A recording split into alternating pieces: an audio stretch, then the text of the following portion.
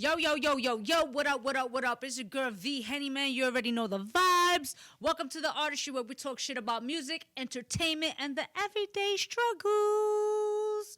And you know how we do, man. We always have a dope guest in the building. We have creative director, producer, the visionary himself. We got Shomi. I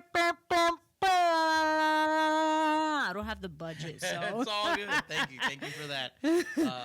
Nice intro. You're welcome. You're welcome. How you doing? Good. Just got back from my hometown of Virginia yesterday. Back in Jersey. Freaking trying to figure out this year. Well, the year is figuring it out for me. Like, Okay. I'll probably start out with the struggle first, if anything.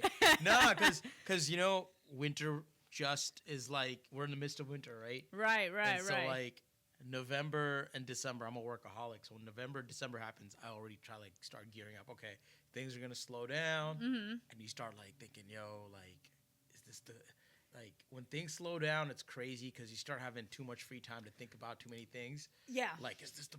Am I washed? Like, should I Yeah. still be in the game?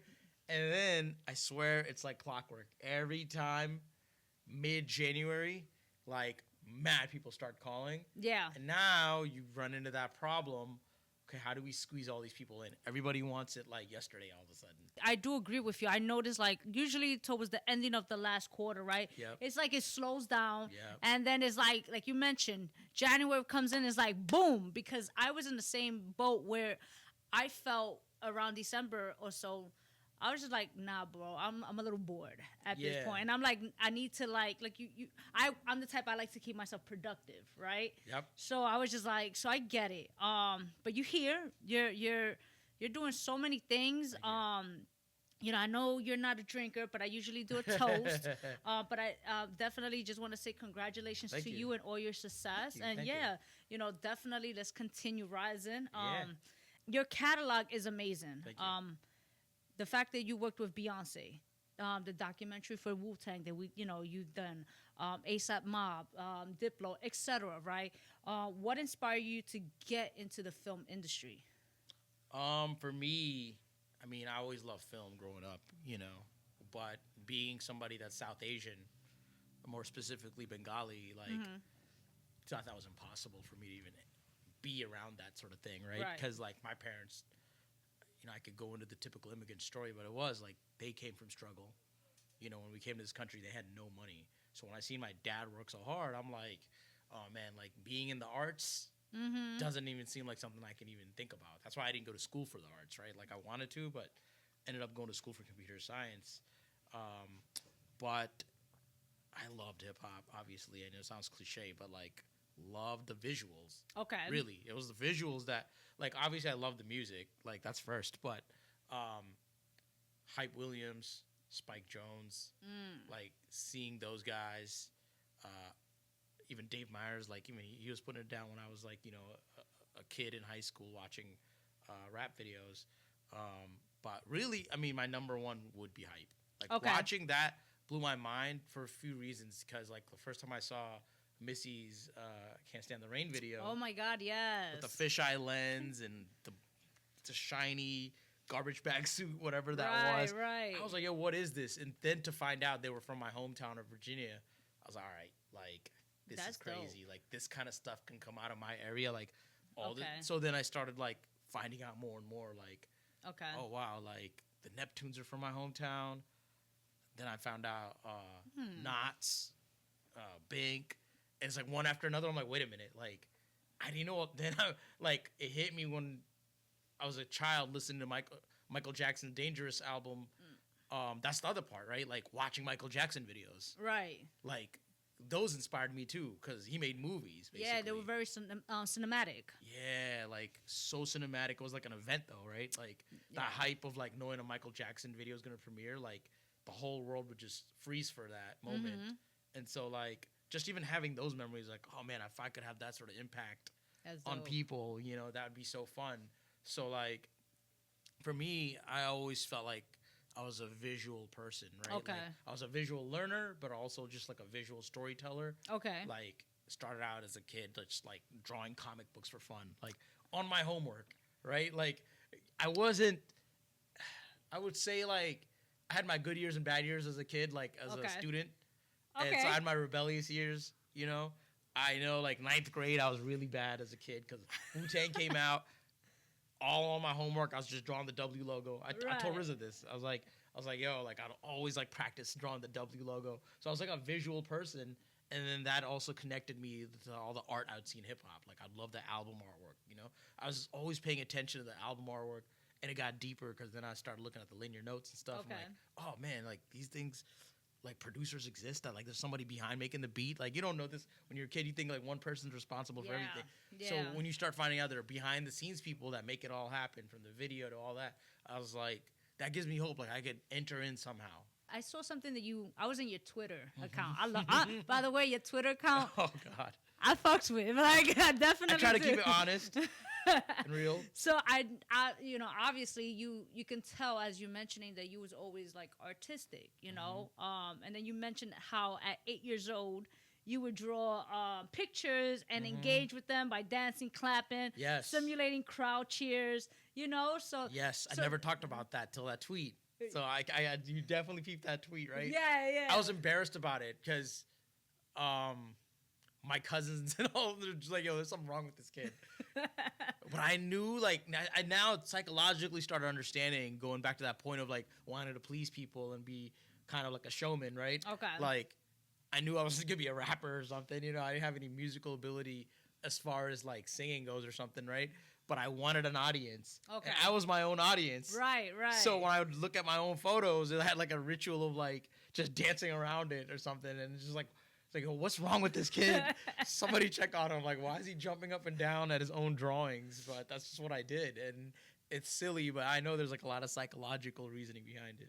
Because of your imagination and how artistic, creatively you are, it's like you're here where it's like somewhat of in a place where it's like you became who you are. Yeah. Originally, the authenticity of who you are, you know, because I feel like, especially like when we become like programmed in a sense, right? Or become this adult, is like we're supposed to have this like traditional background profession. Yeah. No, especially me. I went to school for computer science. I went that route because one, like I didn't want to disappoint my parents. Right. As soon as they hear art, they're like, you don't make money off of art, especially not in Virginia Beach, Virginia. You know, like there's no industry there. You know, little do they know there actually is industry brewing there. Being that, going back to the Michael Jackson part, one of the biggest things that had happened was the Dangerous album was produced in Virginia Beach, Virginia. A lot of people don't know that. Future Studios, Teddy Riley. Because Teddy Riley moved to VA and really, really like started planting the seeds for Virginia's art scene, because when he moved to VA, he had discovered the Neptunes. Okay. So when Pharrell, Chad were 17, that's how, you know, they got discovered. And same thing had happened to Devontae from Jodeci. Oh, he also went to Virginia and that. Discovered Timbaland and Magoo and all those guys. Okay. And the whole Basement Crew was, you know, wow. Aaliyah, Magoo, Missy, right, Genuine. So like you had these like cliques forming down there, right? Like I was a little too young for that. You know, I was still young, just as just a kid as an audience, just like, whoa, like what is going on in this area? There's something special. And one of the terms that we all use now about Virginia is like, there's something in the water, you know, because Virginia, it's a beach town, and we just say, oh, there's something in the water, because you wouldn't think, especially back then, it was a very conservative, sundown city, meaning like, it's a dark history behind it, you know, there's a lot of racism, right, police brutality, all those things, you know, like. How was that though? Like knowing the fact that you mentioned, let's go back to how, you know, you wanted to please your parents, you know, when you start off creating or pursuing a goal or dream, you want the support of your family. Yeah. So how was that? Was that challenging at first? Yeah, I had to live a double life. Really? Okay. Yeah, because, you know, luckily, just like, I got lucky because I was the only kid in the hood when we did grow up in the hood. You know, like, I've seen my parents go from the hood to the suburbs to, like, even now a house by the water. Seen that. I've seen them, like, live out this true American dream. But when we were living in the hood, like, my dad was working really hard, working all these jobs. Okay. And he wanted to be an entrepreneur himself and bought a computer. Oh, okay. So like most kids in my neighborhood didn't have a nice computer. And I'm aging myself, but this is 1994. I'll never forget it. Like my first real, like really dope computer that me and my dad work out of was this. It was a Pentium processor. It was a big deal to have that. Okay. Like it was fast for the time, you know. Now it's hilarious. Like your iPhone is probably like 50 times, Right. not 1,000 times faster. But when we had that computer, I was just like early on the internet, Okay. you know? And so, you know, in a way, my parents did set me up for that. And I was really internet savvy early on, Okay. computer savvy early on. So I said, okay, I don't want to like make my parents upset, but I know this tool could be used for the arts at the same time. Right. So let me just kind of like say, hey, I'm going to do computer science. Maybe at best I'll make video games or something. Okay. You know, by the time you go to college, you find out like, okay, you're not going to make video games. You're going to be reading a lot of books on theory. You're going to take Calc 3. You're going to take linear algebra, all this crazy stuff. So here I am like trying to be like at the time there was a such thing as a nerd, you know? Yeah, like, you don't have a nerd nowadays. No, you don't. If anything, it's in style in a sense. But back then, Yeah. the true like idea of a Steve Urkel type nerd existed, Right. and that was us.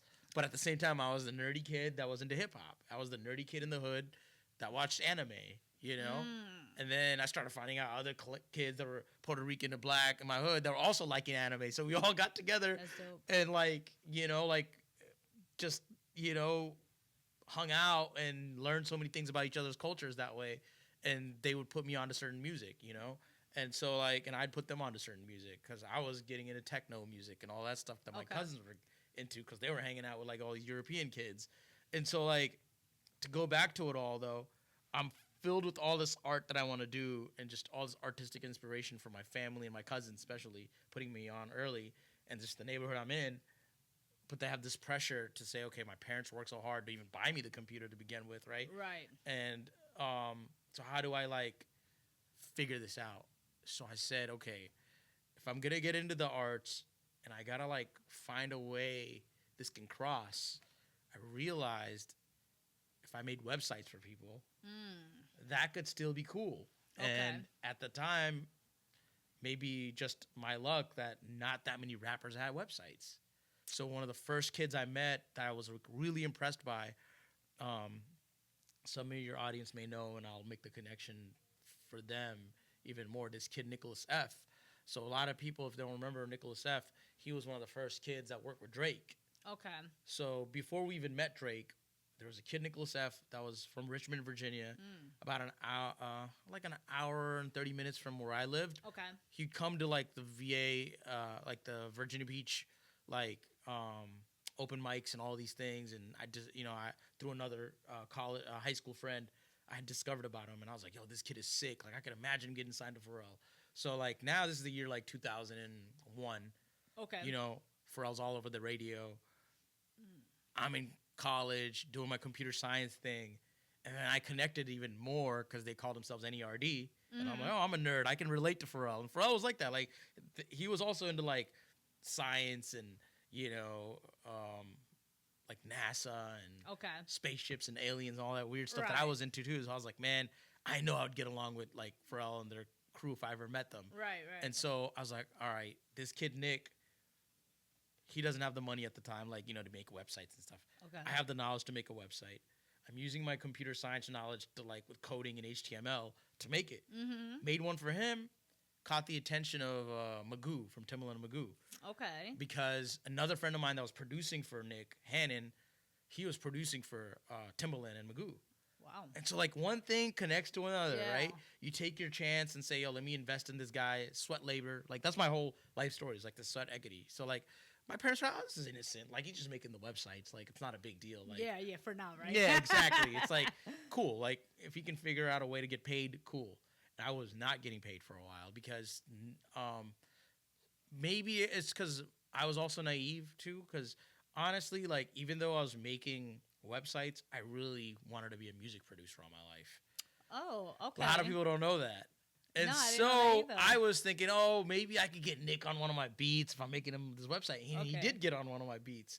And so when he got on one of my beats, I was so hyped. I was like, yeah, like this is my way in. Right. But when you're a young kid, you're very naive and you do dumb things. And I remember the first time I met Pusha T, I gave him my beat CD. I was like, oh man. I was one of those kids that now, like, I would tell people about, like, don't be that guy, you know? But I was hungry, young, passionate, naive. And I said, yo, let me just give him this beat CD. That's the first thing I did. I shouldn't have given him my beat CD. I should have, like, told him about my website, you know? Right, so he'd probably, by first, like, off the rip, like, who is this kid giving me a beat CD? Especially, like, this brown kid, like, super nerdy, like, okay, like, he's going to listen to that, you know? Yeah. So that was funny. And I had done that all the time. Every time I'd run in. And these beats were not that great either. Like, I was using That's what I was going to ask him. Yeah, they were not that how great. How was your beats? But... What did you use? I used Fruity Loops because it was free. Okay. You know? Okay. Well, it wasn't free, but you know. Yeah. Everybody had that shit bootleg. So, like, that's how I had access to it. So I would use Fruity Loops. But I do remember... I know what sounds good. Like, I don't have the technical ability, like, play an A minor chord or something on a piano. Okay. But I can hear it. And so I know, like... So you have the ear for it. I have the ear for it, I feel like. And that played a role into why I'm around the type of people I am. I'll go into that. Because I had the ear for the music, I recognized that local talent, and that got me closer in approximation to, like, Pharrell and them, right? Okay. And Timbaland and them. Because found out, you know, my friend Hannon, who's working with Nicholas F., is also working with Timbaland and Magoo. So Magoo saw me as an asset for my creativity. Okay. But he straight up told me one day, I'm like, Shomi, I've been in this industry for a while. I've seen legs get broken, all kinds of crazy shit. He was warning me early, like, you sure you want to be in this game? Right. You know? I'm sure you've seen crazy stuff. Oh, no. I have, definitely. This industry has... it can be very intense. I tell people, like, yo, once you can feel this industry sucking you in. And that's another thing why I was afraid to tell my parents, because they're like, oh, he's, like, getting into hip-hop too, like, you know, like, it's dangerous, you know, like, they would only hear the stereotypes on the news and stuff about, right. Oh, Shine, shot up a club or something, like, they'd hear these things and, like, yo, you're around a lot of rappers. And I feel like at that, you were in a more different time compared to what it is now. Exactly. Things are way more progressive now when you hear about hip-hop, but, like, back then, you know, you had all this crazy stuff on the news too about gangster rap, and the East Coast West Coast beef was still fresh.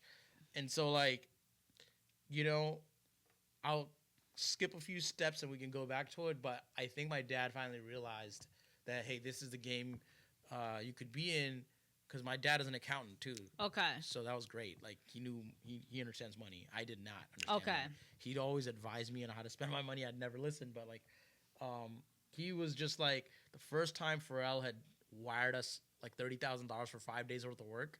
Oh, wow. I was like, oh, wow. Like, and I didn't know that's how much he was going to pay us. It was just me and, like, four other friends. We made a website for BBC Ice Cream's collab with Pepsi. Okay.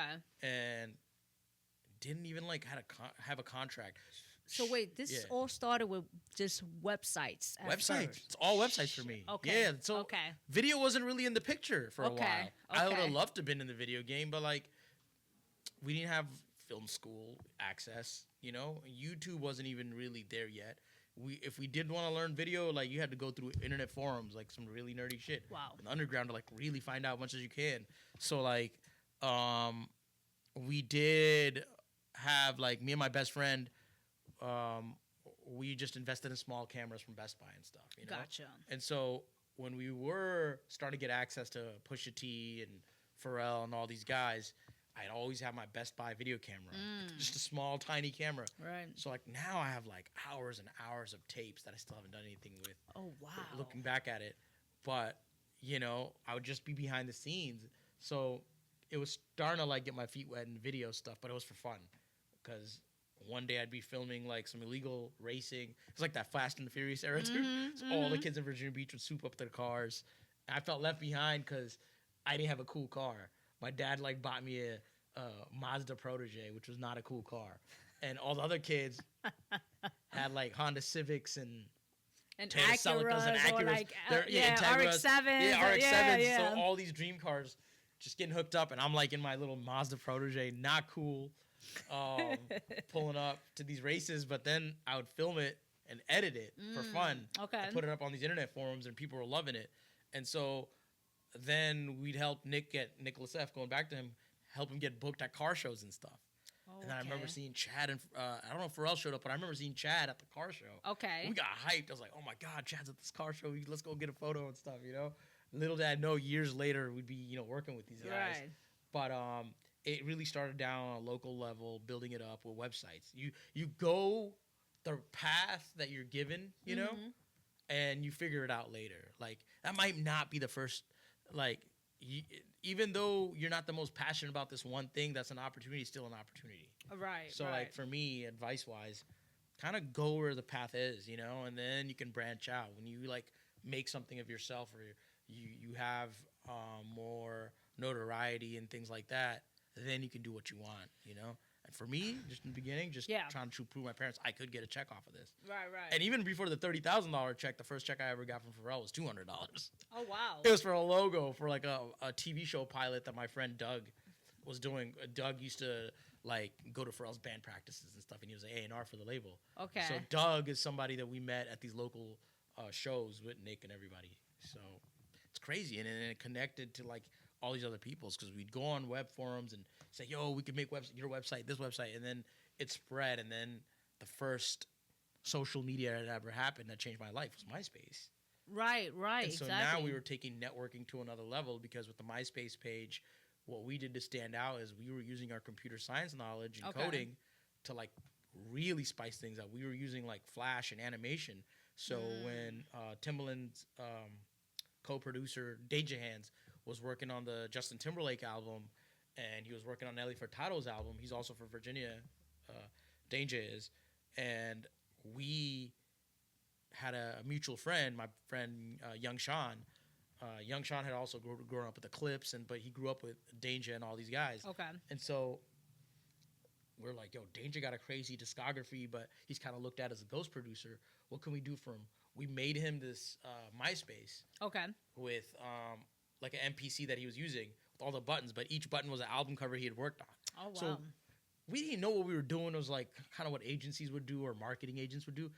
I knew that all of us were collectively Illusive Media, were creative. My best friend Philip, since 6th grade, was our business partner, co-founder of Illusive Media. These days he's kind of got like the more 9-to-5 thing. He's a dad like me now, so he's so caught up in that world. Gotcha. That it's hard. It's hard to. I don't blame him for like at a certain point he had a breaking point where he was like, I can't do this anymore. And so he went the computer science route. Okay. I kept on going this like video route, and even if times got tough, I would take a 9-to-5 as long as it was like video related. So which makes sense. Okay. Yeah. So I would still try to stay in that lane, but. Well, you started off doing this out of love. Yep. You loved just. I didn't care if I got paid. Right. And then eventually, as things progressed, obviously that ended up coming, and you was consistent.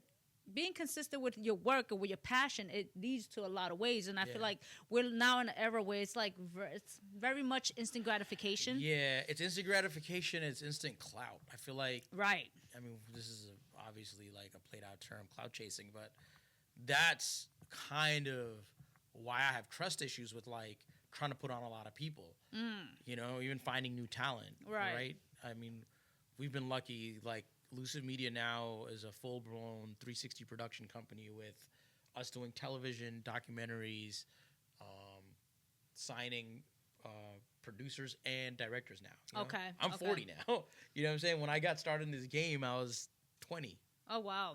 So you've 20 years been of in like this game building. for a while. Yeah, For a 20 minute. years. I'm 40 now, and being in this game for 20 years, I'd seen it all, and I want to look for other talent that reminds me of how we did it. We were hungry. We didn't care about like.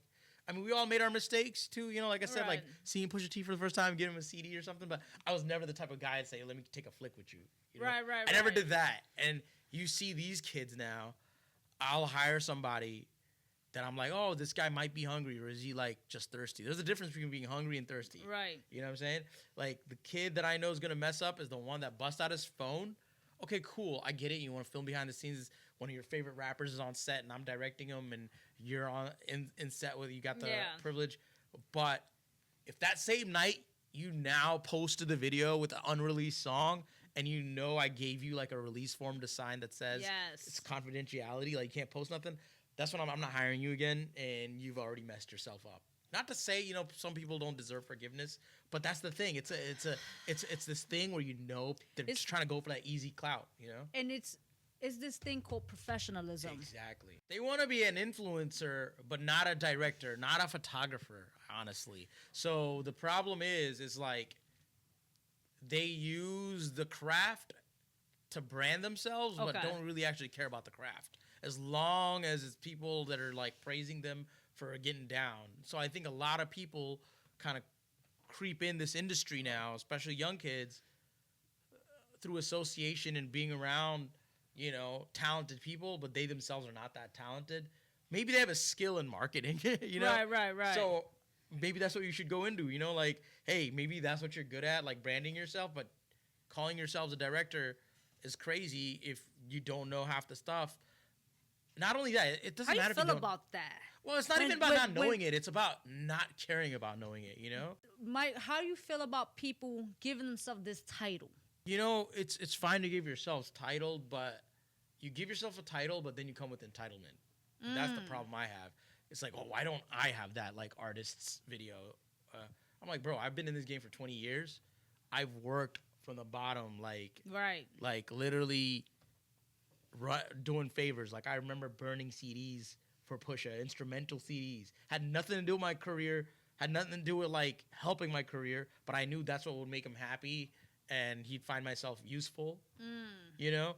So, like, when Pharrell was doing the Gangsta Grillz mixtape,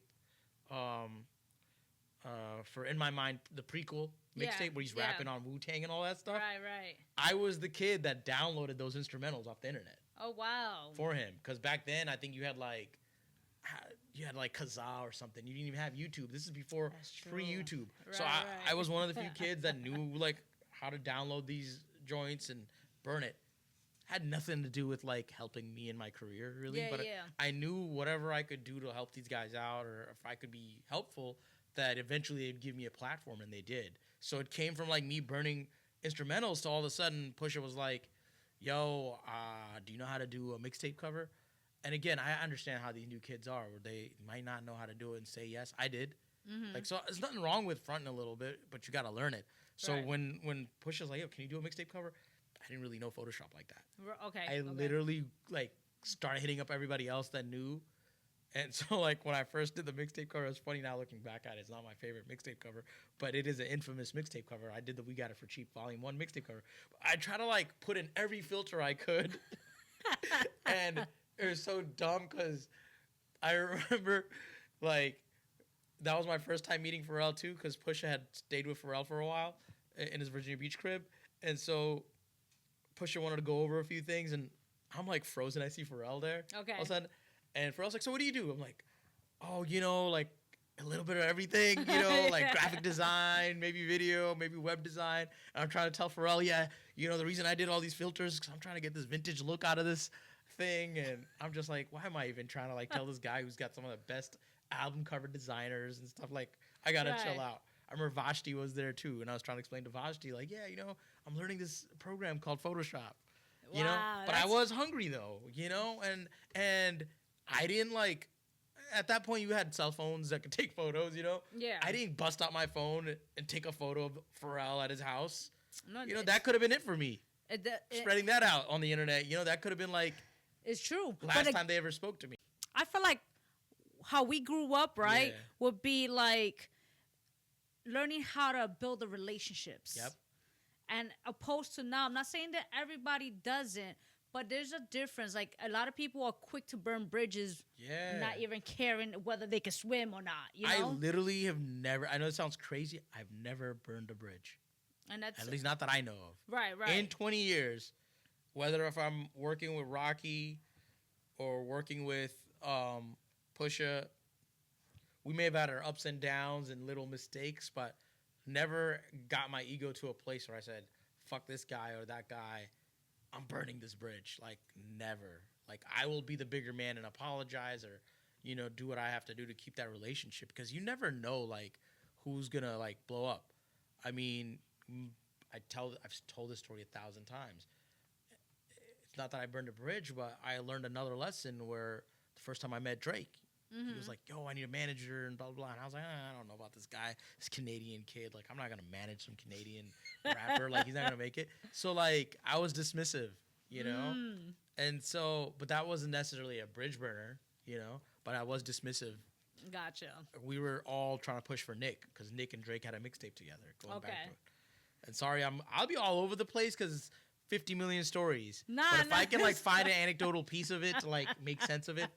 No, you know? I'm loving it because. And I hate to sound like a name dropper, but that's how you tell these stories because those are the names we came up around. Absolutely. I mean, this is your story. At the end of the day, if somebody, listen, I feel like if somebody's here to hate or feel a certain way, it's just them projecting. Exactly. At the end of the day, you know, this is your story, this is your process, and you know, again, you started from the ground up. Yep. You started with.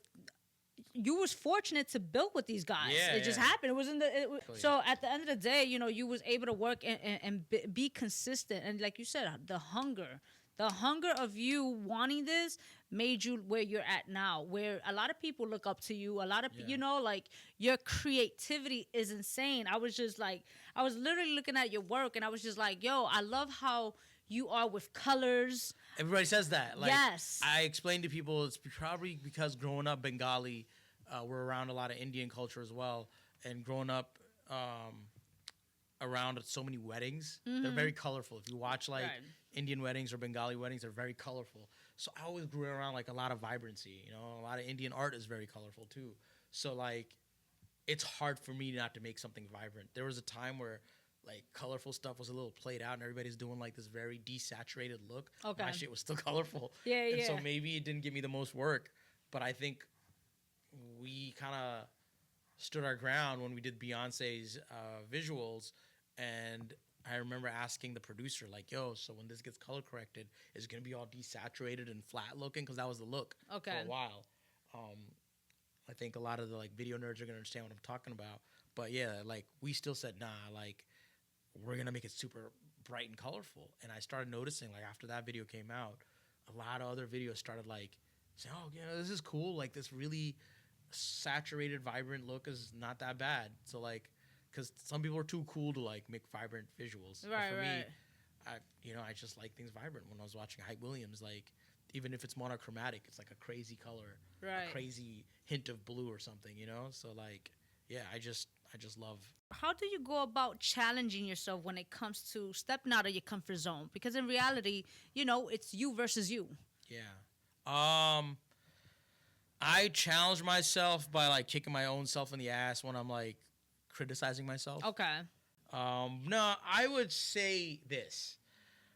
I think part of being successful for me was not being overly critical that I wouldn't put the work out. Okay. But at the same time, part of what's held me back was when the work did come out, I was like, oh, maybe I shouldn't promote this because this isn't exactly what I expected it to look like. Okay. So only because like I do have like some of the biggest directors that I'm inspired by in it, and like on the modern tip, Nabil, who had done a lot of the Kanye stuff, and he had done a lot of Travis Scott, a lot of incredible videos.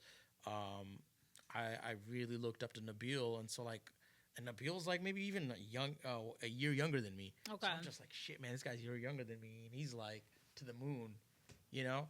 But the thing is, I think everybody has their own path and everybody has their own time, and I have to like come back to reality. Okay. Because some of what we do, some of our best work sometimes is when money's not involved.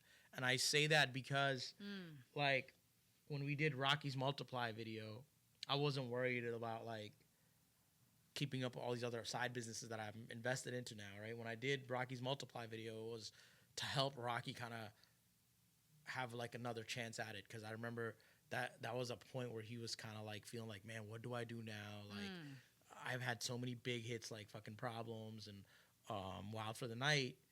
I need to, like, come back to the streets. And so when we did the Multiply video for Rocky, we were inspired and we were looking at a lot of cool shit from the 80s.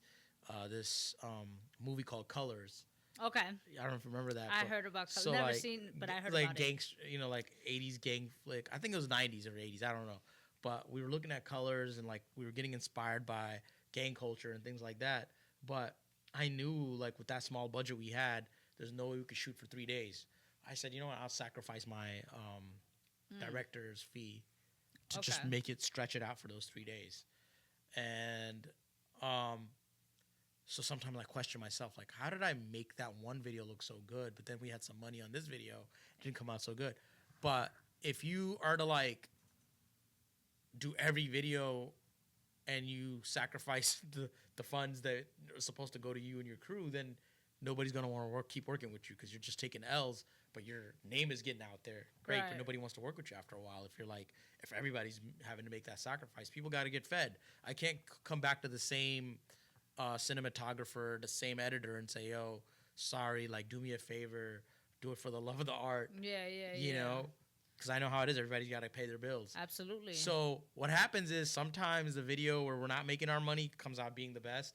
Sometimes the video where we're making money because everybody has to get paid, you know, is okay. Yeah. And I'm not saying it's whack, but like it's okay. Sometimes I am overcritical of my own video. I remember when Lamborghini High first came out, I was super critical about that video. Why? It's funny because everybody says that's one of your best videos, and you know, me and Rocky co-directed that together. I was being super critical about stuff that nobody know about. That's the thing, right? We didn't get the camera we wanted. I wanted to shoot it on a like Alexa Mini, but we only had a Alexa Classic, which is like a bigger, heavier camera with like some differences. I didn't get the anamorphic lens I wanted, which is like the widescreen look.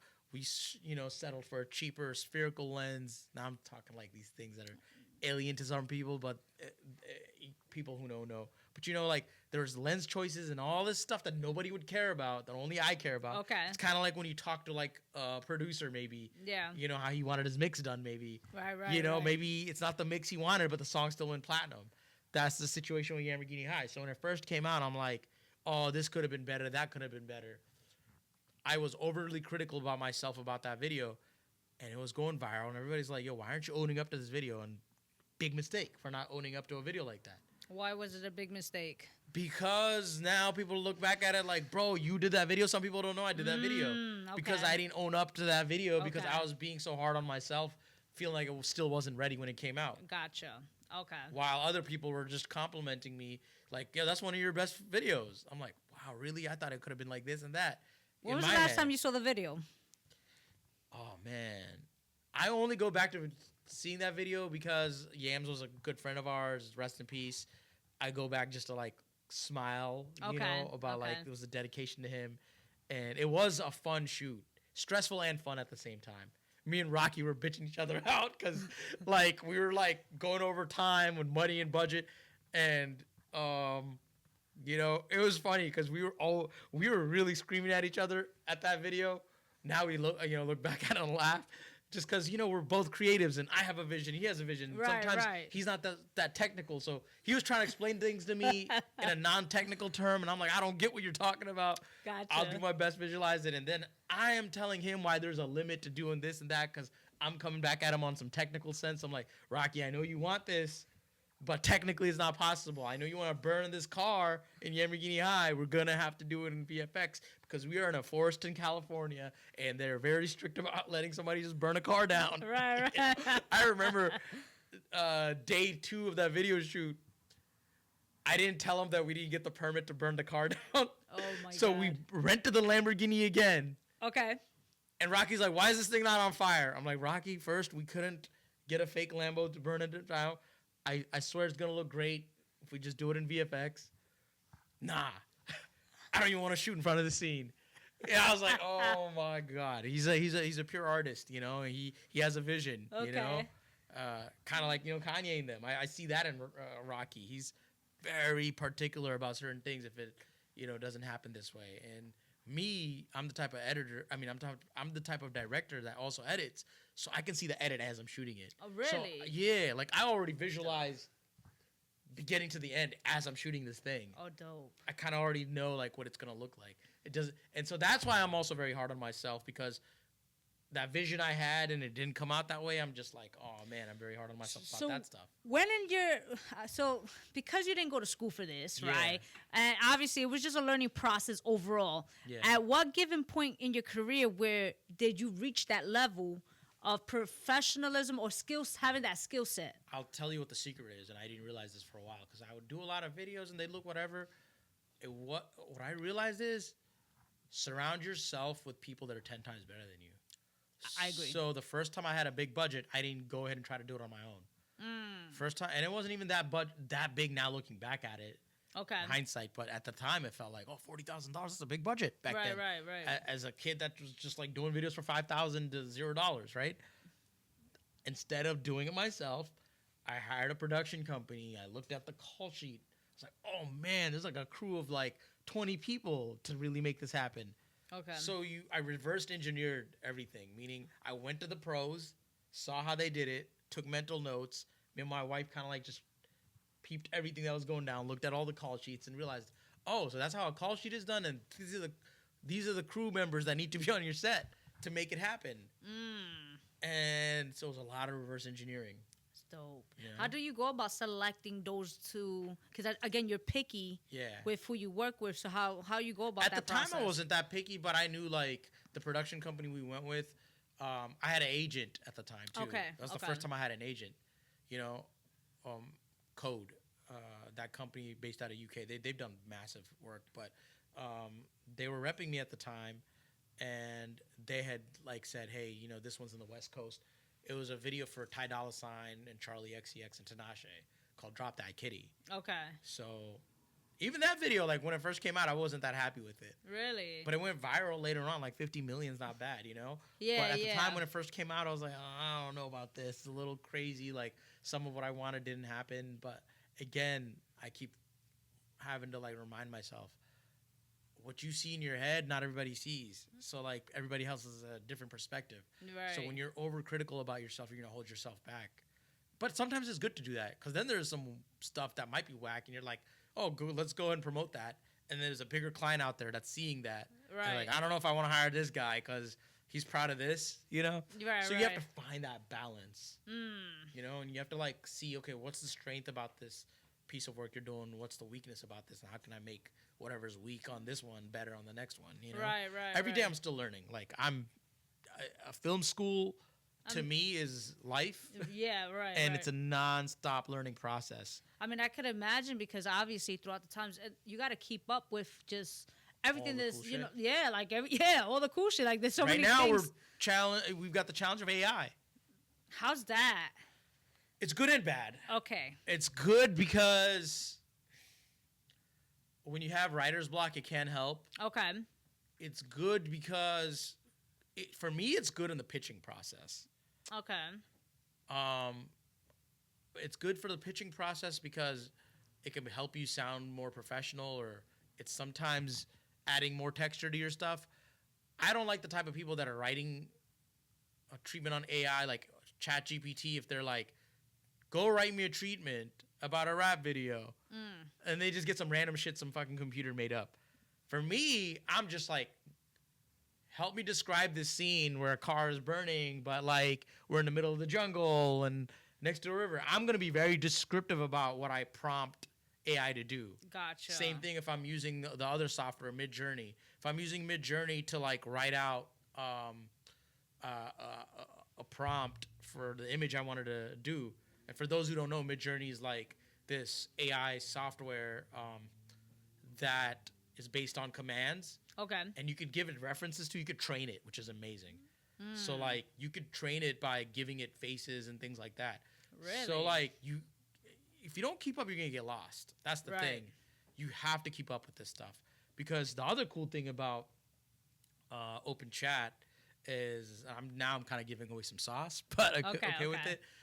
Like if I'm on a telephone conversation about creative with an artist, I can obviously, you got to ask them, I'm recording this conversation. If you record that conversation and then use Adobe to like transcribe that conversation, you could feed it back to the AI, and the AI will create an outline for you based on that conversation in a very nice way. And so then you're not missing out on some of these ideas that you might have talk to with an artist about what they want. I know this sounds crazy, but that's how far we've gotten now. It's a little intimidating. It is intimidating, but even this podcast we're doing right now, if you take it to Adobe, get it transcribed, and then you enter that transcription into Open Chat, which is free. I know they're gonna have a pro version coming out for like $40 a month, which is well worth it. But if you enter it into Open Chat, it'll give you outlines and it'll tell you, it'll write up what this whole podcast was about. Even get out. Yeah, it can do all that. So to go back to it, to challenge yourself, you got to integrate with the new technology that's coming out. It's good and bad. You know, there's going to be a lot of those guys. Right. Those guys that want that clout. Just a lot of fake, non-creatives acting like they're creative with no real inspiration and influence, using it for evil to present themselves as the originator of like this look or whatever. Right. That they're just really, I still consider it a little bit of stealing because these programs do take influence. And they do just take a lot of images that they never got rights to create the image. So right now, this sounds like what I'm speaking is very foreign, but I think in little to no time, people are going to understand exactly what we're talking about. Right. Let me speaking about this, like, do you feel right now in this age that people are as creative as before, or is there lazy art? There's lazy art. And the problem is now we can make that lazy art and get a cosign from somebody else that's kind of popping, and all of a sudden you're on. And there's nothing wrong with that if you got lucky and got put in that situation, but you should learn and you should push yourself. Like, oh, now I've got this platform all of a sudden. Let me go be my best like self. Because even me, I wasn't the best when I got a chance to do this one mixtape cover for Pusha T. But I kept pushing myself to say, okay, well, let me learn like how to be better at Photoshop. So I think it's fine if you're getting on and you're getting lucky. But the problem is if you're a one-trick pony off of that laziness and keep repeating the same shit over and over again, and all of a sudden that is what is getting praise. My biggest issue with today's society is there's so many dope directors that are not getting on because they kind of are like not comfortable, you know, putting themselves out there, putting their face out there and all that stuff. And so they're getting slept on when they should be some of like the guys and girls that are getting some of the best work. So you feel like, should they be more of an influencer in a sense so they can get the recognition? I think there's a classy way to do it. Okay. And there's like me, I troll myself a lot, like purposely. I do it in a way where some people are confused. I am sometimes like joking around and people think I'm being serious. Okay. Like I'll have like 5 Lamborghinis behind me and I'm taking a photo like an influencer purposely, sort of as a joke. Okay. But at the same time, it's a low-key flex because I'm around this kind of stuff. And other people will either take it seriously and be like, oh, you're whack, corny for that. But then there are people that are actually corny, like, oh, that's fire. Like, I want to get, like, in front of that stuff. And I'm just honestly just testing out the algorithm to see what hits. And I'm like, okay, if I'm posting, like, work, nobody cares. But if I'm posting myself in front of some dope car or some super shallow materialistic, all of a sudden you're liking it. You know, the algorithm is the algorithm loves the shallowness, the materials. So I sort of, like, find myself, you know. It's weird times. Yeah, it's weird times, man. Like, why do I need to, like, put myself out there as an influencer or something? I even noticed, like, when I got verified on IG, all of a sudden. Oh, my God. All of a sudden, like, the same comments I was leaving to, like, you know, hype my people up, whatever. All of a sudden, now that comment leads to a follow. You didn't follow the same comment before, like, based on me, like, interacting with a producer or a director that I admire. I'll comment on their shit. No response all of a sudden because there's a blue check next to it. Oh, let me go follow this person now. And that's why, again, going back to, like, the social media era, well, social media now, should I say, is, like, it's the perception. Yeah. But I think it's dying out, though. Do you feel like it is? I think, what is there's new. What is it that you feel is dying out? I think I think TikTok's taken over, and I think IG is struggling. I think they still have a way, if they did the right stuff, could get their shit together.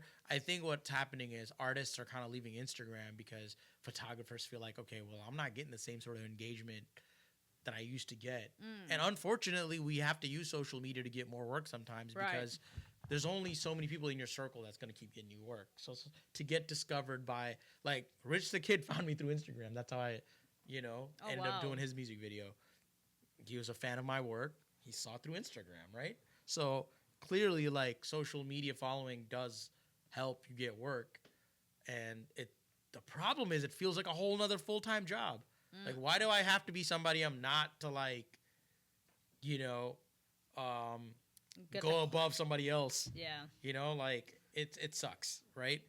But you have to do it, unfortunately. But I think there are cooler ways to start utilizing those things, Like, at the same time now, I'm more confident, like, making music again. Like, I'm making beats again. Okay. So I'm like, you know what?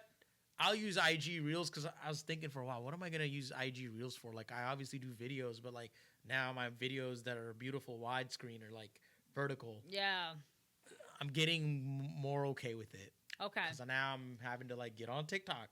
I noticed, like, I posted this Skilly Bang and French Montana video I did on TikTok. All of a sudden, I was, like, getting all this engagement. I'm like, oh, shit. It sucks. It's especially if you're, like, a small business. I work with a lot of big artists, but we're still a small company. We're still a very small production company. We're not Ogilvy or all these big agencies that have been around for past 100 years, 50 years.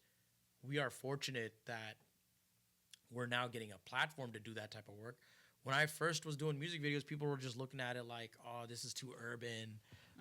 You can't be in this commercial space. Seriously, I was not getting commercial work, which I know pays the most. Yeah. Television, commercial, and film, if you're working with the right production companies, pay the most. Like, for every cool music video project we do, it doesn't even come close to the kind of money we make when we work for the New York Knicks. But in the beginning, that was looked at as, like, a weakness for me. Like, oh, his shit is too urban. That's crazy. Literally would just say that. Right. Till everybody had to kick the doors down and say, Right. yo, we're the fucking people that are helping you sell your sneakers. Exactly. You're going to hire us. And so now they don't have a choice. They know hip-hop moves the needle when it comes to product. And so now, all of a sudden, they want my eye and my perspective, in this stuff. We had to, like, deal with years and years of these big corporations not even looking our way till all of a sudden, some of them are still culture vultures.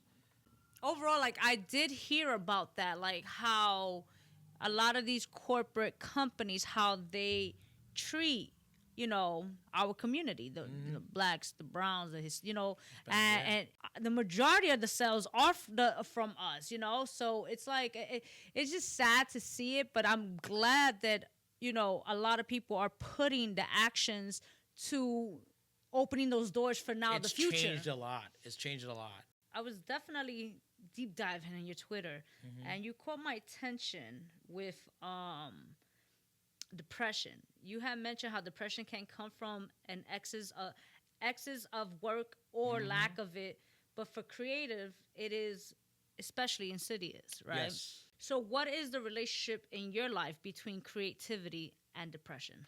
I'll tell you, when it comes to creativity and depression, I think the reason it hits us the hardest is because the dopamine levels are so high when you're doing something creative, right?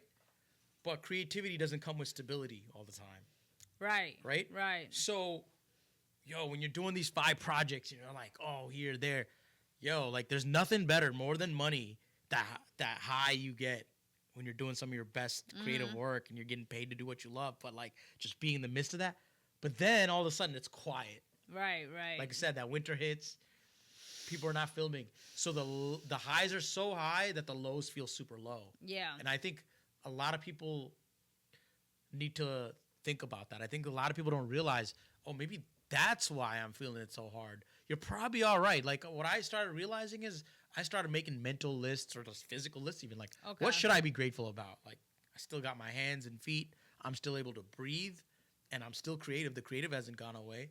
So like when I started looking at it and having more perspective, like there's so much goodness. There are people that still love me. I haven't broken a lot of bridges. Like I know it sounds corny, but like, and I think therapy helps for people. Some people get their therapy from their friends. Some people go to the professionals. Right. Whatever, I recommend going to the professionals, honestly. Right. But for me, my friends, luckily, are very therapeutic, And so a friend of mine, Anoop, is the one that told me about that. Like, yo, you're not realizing is the reason you're depressed right now is because you just came down from such a high, and there's no high like a creative high more than drugs. And so I don't think a lot of people know that. I think there's something to that. Why artists feel washed or something sometimes, right? Imagine like doing the hottest single you ever done. And you've just like was on this upwards roller coaster, and then you fucking came down, and nobody's talking to you all of a sudden. It's very hard. It's crippling. Yeah, it's crippling. It is. You're not motivated to get up.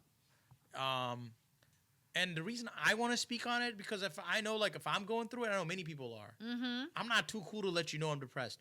I'll tell you, like, I remember seeing millions of dollars, like, not to get into money, like, when I made my first million, I was the most depressed. Oh, wow.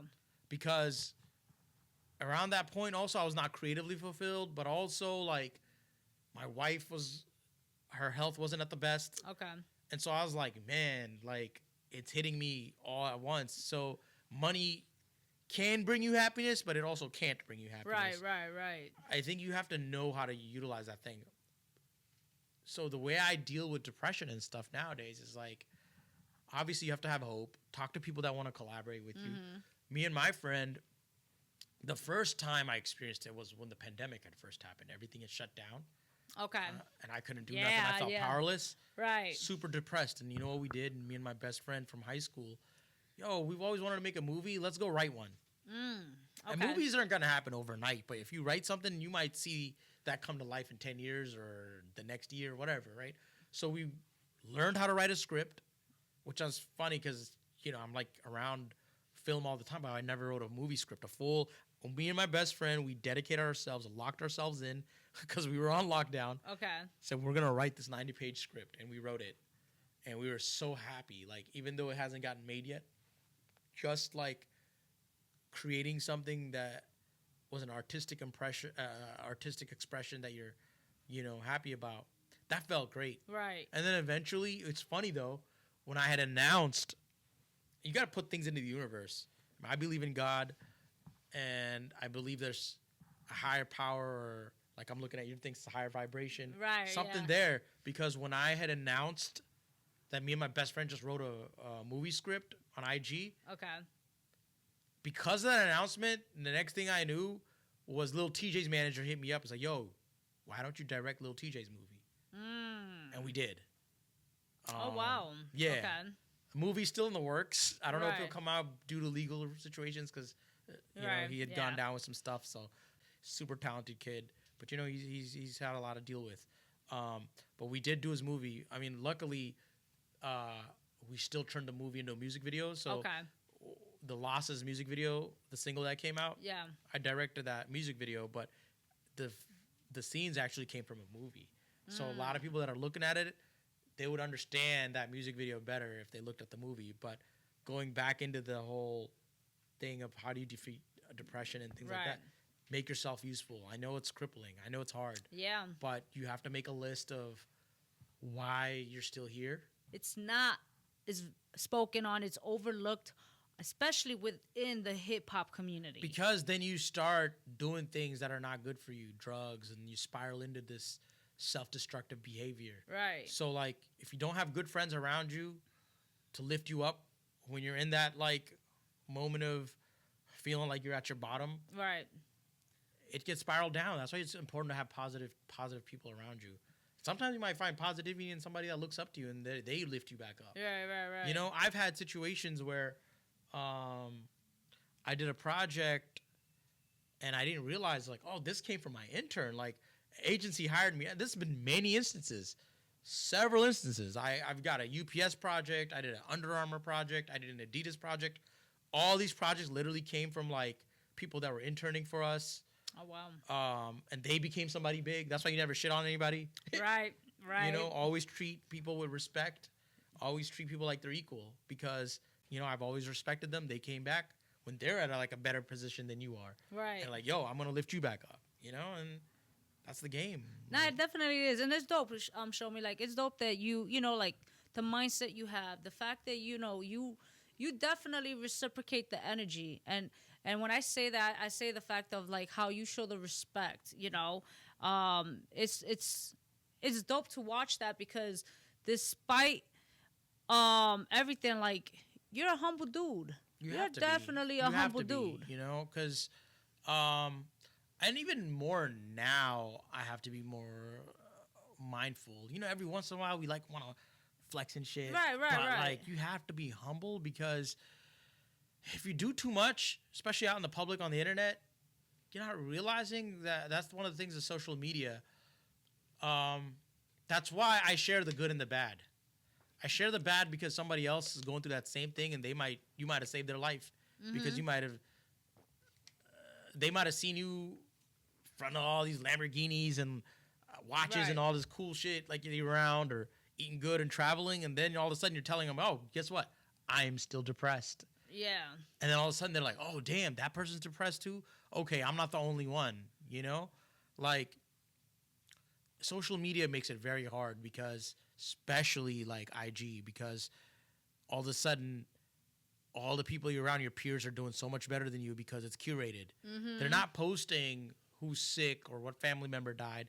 They're posting, yo, I just did this dope work with so-and-so artist that's popping right now. And then all of a sudden you're like, oh, I'm washed. Right. Not realizing, like, you don't know what they're going through personally. Like I said, like when I did the New York Knicks project, it looks dope. It was airing everywhere on television. I literally bought a supercar after that, like an idiot. I bought a BMW i8 that I always wanted. The doors went up. Never in my life did I think I would have a car with the doors go up. Right. Yo, I was depressed. That's because crazy. I felt so empty inside.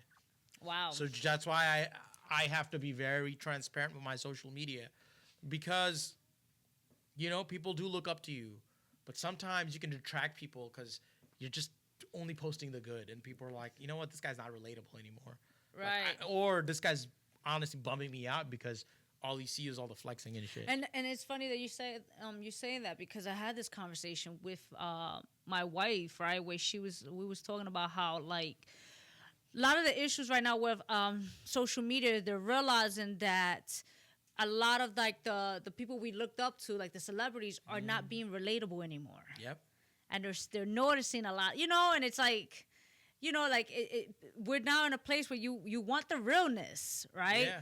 But again, it's like a challenge. It's between the realness, the authenticity, opposed to the perception of what is dope or what is the clout. It's murky waters when you're dealing with it, because hip hop is built on aspiration, right? Mm-hmm. So you fake it till you make it sometimes, or you really make it and you live it out big.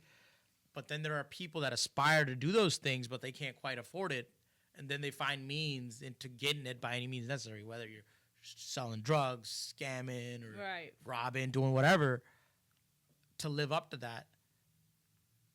But you don't realize, like, yo, like, all these material things, the classic line, more money, more problems.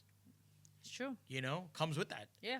I mean, you're attracting negative things, even with some of these things that you think, oh, it should uplift people. Sometimes you're attracting negative things. That's why people get robbed. Right. You know, it took 10 years for me and my wife to have a kid after several miscarriages and things like that. People don't know that. Yeah, like, I remember you telling me I looked up to my friends that had kids and they didn't have a penny to their name. Wow. But I was like, damn, I wish I could be in their shoes instead. Because I can't have, but it was all on God to make it happen. Again, the transparency of who you are and what you're putting out there is super dope. You know, continue doing that. Because, again, people are watching. Even for those that we may not think they're watching, they are, you know? Well, the thing is, you know, everybody's watching. I've been around celebrities for the last 20 years. Okay. And I've seen their ups and downs. You know, like, some people you'd never think, you know? I can imagine. Will come to you and be like, yo, can I borrow something? And I'm like, damn, dude, I used to work for you. Right. You know, things can change. Absolutely. People's lucks can change. And it's like that. And so, like, you know, I'll talk to some of my friends. Like, I'm not going to name names because I don't want to put their names out there like that, you know, unless they're here. You know, but these are big celebrities. I'm talking they've sold tens of million albums. And they're just like, bro, I'm depressed. I believe it. You know, and I'm glad I could be their friends. Because my secret to work, getting a lot of work, was because a lot of times it wasn't through an agency or something that I got this work, you know? It was like a friend of a friend or they were a friend. You know? Like, I got to meet Ferg because my brother was his friend and his producer. I didn't, like, come at Ferg and say, I got to do your video right now. It's going to happen. Like, no. I got to do that video because we became friends first. And when he didn't have the kind of money to do the work video, we took equipment from where I used to work at and shot that video. And when Ferg got on and got his deal, he always looked out. That's did crazy. 20 ASAP Mob videos. Right. You know, it's being loyal, you know. There are people that I've been loyal to that came back when they made it, they never looked back again. But then there are people that do. So, like, you know, I think certain times you got to only surround yourself with the right people because this industry will make you jaded and make you not want to come back to it. But, hey, maybe it's you. Maybe you got to stop, like, chasing the wrong crowd or the wrong people. Or the people that don't come back, treat it like business. You know, you don't got to be friends with everybody in the industry. Like, the people I stay friends with, like, Ferg is the type of guy, he'll come to my birthday, hang out, and we're just going to, you know, get takeout and just eating and have fun. We don't have to, like, blow it all on Nobu or something. You know, that's the kind of guy he is. That's why he's a close friend. And when I hang out with Ferg, we don't always talk about business. We just talk about life for hours. When I hang out with Ferg, we don't have to talk about our next video. Sometimes it'll be 3 years since we've done our last video together. If it happens, it happens. You can't force collaboration. You have to be around artists and artistic people because they share a lot of commonality with you, go through the same struggles as you do. I think that's a community that you have to be around. But then you've got to also be around your friends and family too because they bring something completely different as well, you know? So, you know, mental health, man, it's a big issue when it comes to being consistent. I've seen people, the reason I'm still here doing this business is I've done the best I could when it came to mental health and being surrounded by good people. That's the key to longevity. It's not because you got the hottest musicians you're working with or you're the hottest rapper or you got the best looking videos. Some of the most talented directors I've seen have gone on the deep end and lost their minds and never came back in the biz. Wow. Because they just didn't have the right people around them. Right. I strongly agree with you with that. Like, as corny as this sounds, like, you are who you hang around with, you know? And I tell people that, like, you know, like, definitely, like, my goal as, like, the more I progress, I don't want to surround myself with the negativity or certain types of energies and et cetera, you know, because energy is transferable. 100%. And it's a real thing. So it messes with you. It really does. So I'm glad that you're speaking on it and you're mentioning that because, you know, again, people get to see now it's not only just good, it's the bad. And now you just showing people the balance to it. Yeah. What worked best for you. Yeah. Being a good person, having that energy around you, you get to see people grow too. Right. And you never know who that next big artist is going to be. Like, that's the thing people always ask, like, oh, how did you get all these, like, big clients? I'm like, bro, like, some of these people I knew when they were broke. It's because of the relationships. And again, you know, the relationships you was able to build with them, how authentic you were and the loyalty, and it's a rare thing to find. Relationship is currency. If you want the longevity, 100%. You have to really look at it like that. As I strongly believe in having good relationship when working with people and even outside of work. Again, being humble, because if you're humble, other people want to be around that. Lastly, I want to ask you, when was the last time you did something for the first time? Oh wow, you're talking about creatively or like just in life in general? Let's go with just in life in general. Oh, wow. When was the last time I did something for the first time? That's a difficult one because some of it can sound shallow. Like, I decided to, like, finally take a vacation at one point in my life because I was just a workaholic. Right. We were both workaholics. I'll tell you two examples. How about that? Okay. I know that there are two different firsts. Okay. Right? There's a first that was career-wise, and there's a first of rewarding yourself. First time I decided to just say, hey, I'm going to take a whole month off and just go on vacation. was like right before the pandemic. Me and my wife, we went to Thailand and we went to some other places to visit, and I'm glad I did it because it was literally right before the lockdown had happened. Wow. So we didn't even know, but we said, let's not worry about work, nothing. That was the first time really just being carefree. So I'm not going to answer any phone calls. And if I do, it's going to be like, bro, I'm on vacation. You got to respect my privacy and my space. Right. That was like first time when I went to Thailand, and me and my wife decided like, a good life is a life full of vacations. Right. You deserve more vacations. Smart. So I know that's not the answer, but that was like a first for me, right? Okay. Enjoying a vacation. Because a lot of the times, honestly, we were always going on work vacations. Yeah. Like when I went to Jamaica, it wasn't a vacation. It was literally like Diplo had invited us out to go to Jamaica. Diplo said, hey, stay a few days. We'll all hang out. Nope. And it wasn't my fault. I just wanted to keep working. I filmed everybody like, I filmed Skrillex. I filmed homie from Vampire Weekend. All these people that were just hanging out because I'm just like, I should have been enjoying that Jamaican weather. Nope. I'm just like work. And so like I started realizing a lot of times I thought I was taking vacations. Even when I would go back to Bangladesh, I'd take my camera and then MTV hit me up. MTV International was like, oh, there's like this place in Bangladesh. All these kids are surfing. You want to like film that? Grateful for the opportunity. I'm glad I did it. But again, like I'd always find myself taking work occasions. And that is not the same thing as a vacation. No, it's not. And sometimes a staycation is even better. Just staying home and just like relaxing. Like, right? So that was a first. Like that was one of those first pure vacation moments. And my dad is now addicted to vacations. Okay. And so we've created this culture of saying, you know what? You don't know when you're going to go. But like, let's try to enjoy the rest of our lives, and the money we earn, put that aside for vacationing.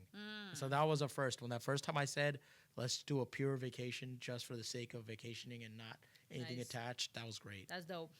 I could imagine. And then the other first of my life was coming out of the nest of Virginia and deciding to move to New York. When I first moved to New York, because there's all this like, things that scare you, like, oh, New York people are mad cutthroat, like, it's so expensive there, all these things. But that was a first for me. When me and my wife, when we had first gotten married, we were stuck in Virginia Beach and noticed all our friends had moved to Miami or LA and the work was drying up in Virginia. I got lucky that a friend of mine had worked with Pharrell and the CEO of Karmaloop and said, hey, would you want to move to New York? I'm like, bro, you literally hit me up at a point where I'm at this turning point in my life, and took that big leap of faith and moved to New York. That was a first. Another first. Wow. There are 3 firsts. Okay, what's that? Had an awesome job, 6 figures and benefits, everything. And my wife was like, you don't look happy and look like you're like working yourself to death. It was in the industry too. It was an industry job. My wife supported me and took a leap of faith and literally quit to like focus on our own company. And I was scared because I was still residing in New York. Who resides in New York gives up a 6-figure job to one day say we're gonna go and just run our own company? But God has His ways, and I literally got hit with nonstop projects after that somehow. Wow. Because I invested in myself more instead of like growing these other companies. Which is smart. So these were firsts, in my life. That's dope. Well, thank you for sharing that. That's super dope.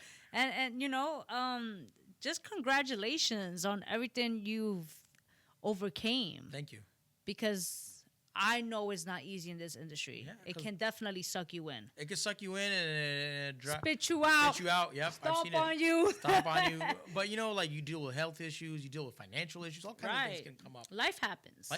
But like you gotta, like I said, I've been blessed. And shout out to everything that you're still executing. And I look forward to seeing even more because it's inspirational for me. It's for me. Like when I see or hear like people that I definitely vibe with, I love to see the success, the wins, and even the lows and things you overcome because it motivates me to the hunger that I have. You have to. I mean, I was people again. I know this podcast long ended, but I'll say one other thing. Like when I was doing all the videos for Rocky and Belly in the Weekend and working on a Beyonce project, I was still living in a 1-bedroom apartment in New York, in Jackson Heights.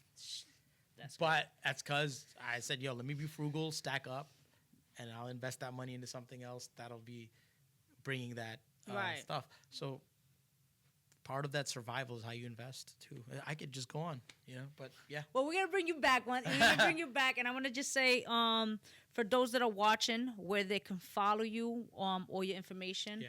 Go visit my production company, illusivemedia.com. ILLUSIVEMEDIA.com. And y'all already know the vibes, man. It's your girl V-Henny. There's no reason why you shouldn't be following him or checking out the website. All the information will be in the description box below. So y'all already know, man. We out. It's your girl V-Henny, the Artistry Show. Rock out with your cocks out. Jam out with your clam out. The Artistry. Catch us on YouTube, Facebook, or outlets. Follow us.